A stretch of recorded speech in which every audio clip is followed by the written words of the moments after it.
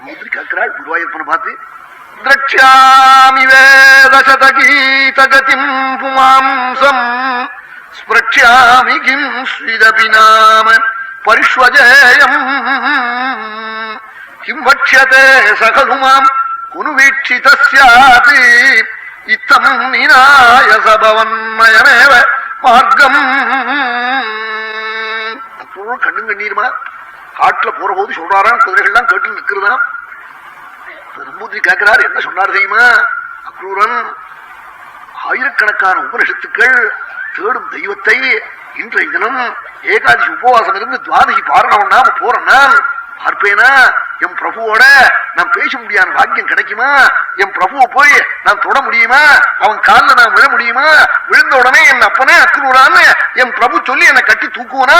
இது மாதிரியான ஒரு பாக்கியம் வருமா என்று குருவாயூரப்பா, அக்ரூரன் காட்டுல கதற பொழுது நீ காடு முழுக்க மில்ட்ரி மாதிரி நின்னையான மார்க்கம் முழுக்க உன்னை கண்டானாமே அக்ரூரன், சத்தியமானு காட்டால் இன்னைக்கு நிற்கிறேன் நாளா சபவன்மயமேவ மார்க்கம்.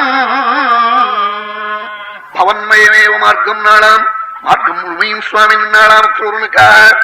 அவன் அக்ரூரன் கண்ணை திறந்து கவலைப்பட வேண்டாம், தரிசனம் கிடைக்குமோ கிடைக்காதோ, நீ காடு முழுக்க கோபாலனாம் அப்படி நின்னையாமே குருவாயூரப்பா சத்தியமானு காட்டாள்.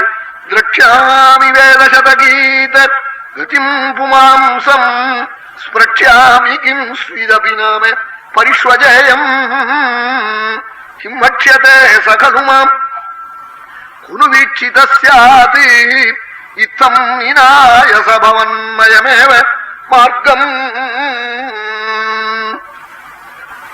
நாராயணியே ரொம்ப உயர்ந்த ஸ்தோத்திரம், எல்லாரும் நிச்சயம் படிக்கணும், பாக்கியத்தை கொடுக்கும்போது.